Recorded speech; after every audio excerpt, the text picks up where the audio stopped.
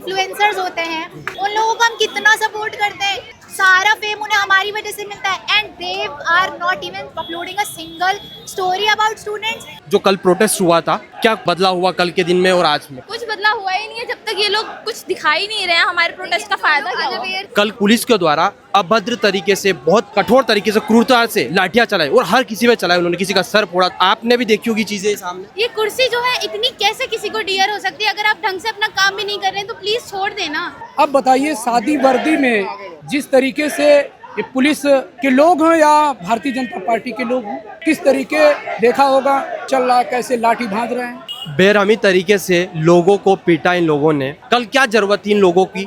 कोई जरूरत नहीं थी, ये जानबूझ करके था। आधी पुलिस मेरे ख्याल से सिंपैथेटिक है, आधी पुलिस जो है उसमें से कुछ लोगों को चुन करके इन लोगों ने पत्थर वगैरह भी फेंकवाए। दोस्तों, आज है 21 जुलाई। कल जो मैंने अपने आंखों से देखा चीजें, जो चीजें रीलों पे आ रही है और जो घर बैठ के देख रहे हैं, उनके लिए एक चीज बोलना चाहूंगा कि जो आप रीलों में देखी है आपने, वही वास्तविकता है। पुलिस ने बहुत लाचार तरीके से लोगों को लाठियां मारी है। किसी का सर फटा तो किसी का हाथ फटा तो किसी का बैक साइड लगा, मतलब हर एक को, किसी को नहीं छोड़ा। यहाँ तक कि जो कंटेंट क्रिएटर है, इन्फ्लुएंसर है या मीडिया वाले, उन तक को नहीं छोड़ा। रात को हम लोग यहाँ पे आ रहे थे तो हम लोगों को अंदर घुसने नहीं दे रहे थे, बोले कि मीडिया को अंदर नहीं जाने दिया जा रहा है। यहाँ पर आप पीछे देखेंगे, यहाँ पे बैरिकेड लगे हैं।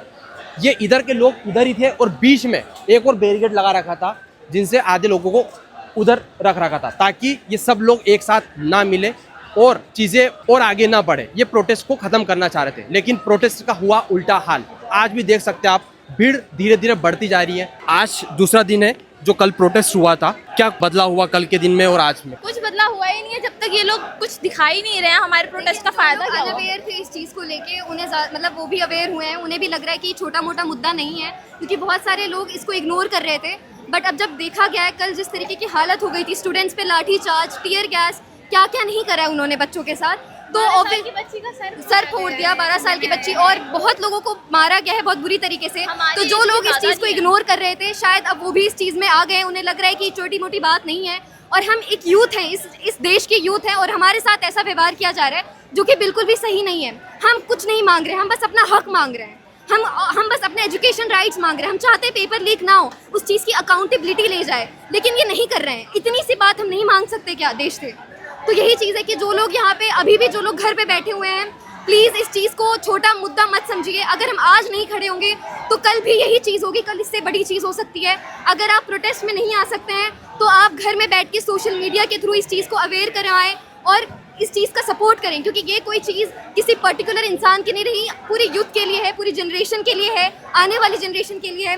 तो प्लीज़ आप लोग घर पे बैठ के सपोर्ट करिए, यहाँ पर आके प्रोटेस्ट करिए, और जब तक ये चीज़ नहीं हो जाती, इसका हमें अच्छा रिजल्ट नहीं मिल जाता है, तब तक इस चीज़ के सपोर्ट में रहिए। और एजुकेशन का हक मांगना ये बेयर मिनिमम में आता है। एक कंट्री के अंदर अगर कोई स्टूडेंट है तो वो ये चीज़ मांग रहा है, शर्म आनी चाहिए। अपने हक के लिए, पढ़ाई के लिए सबका हक है, और बेयर मिनिमम भी नहीं है ये पढ़ाई का हक मांगना, उसके लिए हम लोग लड़े। बाकी कल के बाद हाँ बहुत ज़्यादा स्ट्रॉन्ग हुआ है और प्रोटेस्ट, लोग काफ़ी ज़्यादा अवेयर हो गए हैं इस बारे में। Like everyone knows about it, like everyone.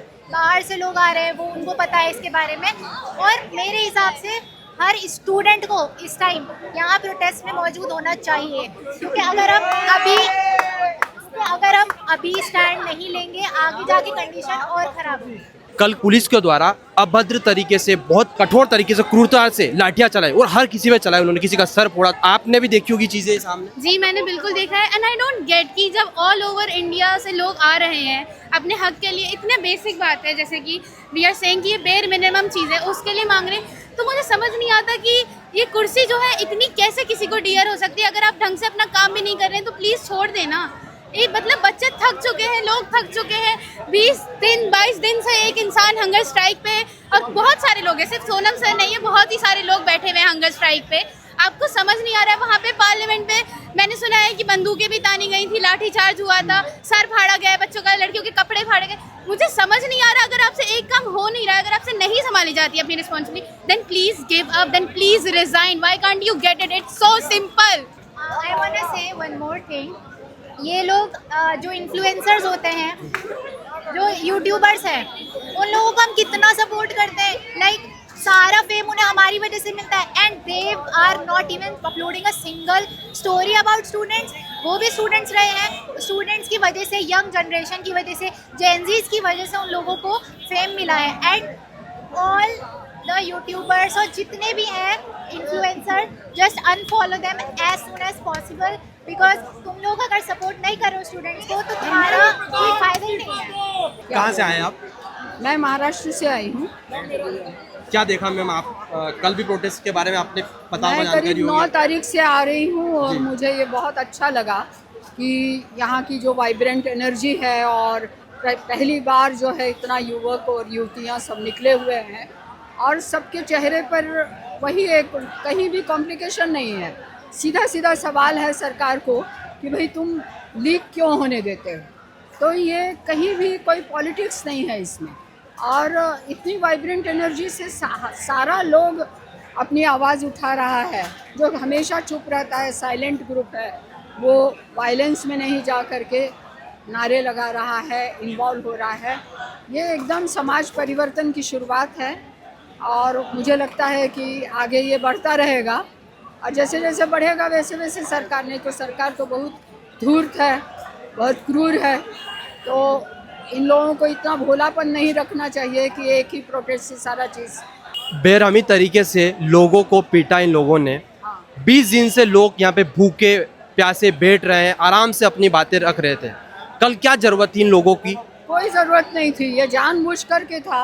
और ये भी स्पष्ट हो गया है कि पुलिस खुद ही कुछ उसमें से, मतलब आधी पुलिस मेरे ख्याल से सिंपैथेटिक है, मगर आधी पुलिस जो है उसमें से कुछ लोगों को चुन करके इन लोगों ने पत्थर वगैरह भी फेंकवाए हैं।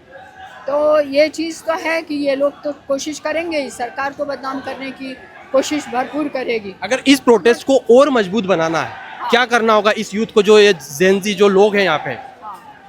मुझे लगता है कि ऐसा अगले महीने में फिर से एक बार इकट्ठा हो और इस बीच और पूरे देश में घूम करके एक पूरी एनर्जी के साथ सारी जगहों पर, बड़े बड़े शहरों में, छोटे छोटे शहरों में ये चीज़ फैलानी होगी और फिर उसके बाद फिर इकट्ठे हों, क्योंकि इकट्ठा होने का महत्व बहुत बड़ा होता है। एक गैदरिंग में जो ताकत होती है वो बहुत बड़ी है। अगले महीने, 1.5 महीने बाद फिर एक डेट, जैसे ये 20 तारीख की डेट दी गई थी वैसे फिर से हो। इस तरह से हर व्यक्ति को कुछ ना कुछ एक्टिविटी करनी पड़ेगी, उसको जा करके अपने गांव में, अपने शहर में जा करके काम करना, फिर वापस आना होगा। तो ये चीज़ हमको लगती है कि होना चाहिए। जी सर, आज कल जो प्रोटेस्ट हुआ उसके बारे में आपको कुछ, आप यहाँ पे थे या फिर कुछ जानकारी आपको? मैं था ना कल मैं पूरे दिन क्या कुछ घटना देखी आपने कल? कल पूरा हमने ये देखा कि भारी तादाद में पूरे देश भर से नौजवान आए हुए। हम भी वही सुन के ही आए हैं। मैं कोई स्टूडेंट तो हूँ नहीं, पर मुझे लगा कि ये सब छात्रों के लिए और शिक्षा प्रणाली में सुधार के लिए आंदोलन चल रहा है, तो मैं अपनी अंतरात्मा की आवाज़ पे कर रहा हूँ। और देखा हमने कि बहुत भारी तादाद में लोग थे और आंसू गैस भी छोड़ी गई। जब वहाँ रायसेना रोड के वहाँ आगे बढ़ रहे थे तो आंसू गैस, लाठी चार्ज भी हुआ, कुछ युवकों को लगा भी।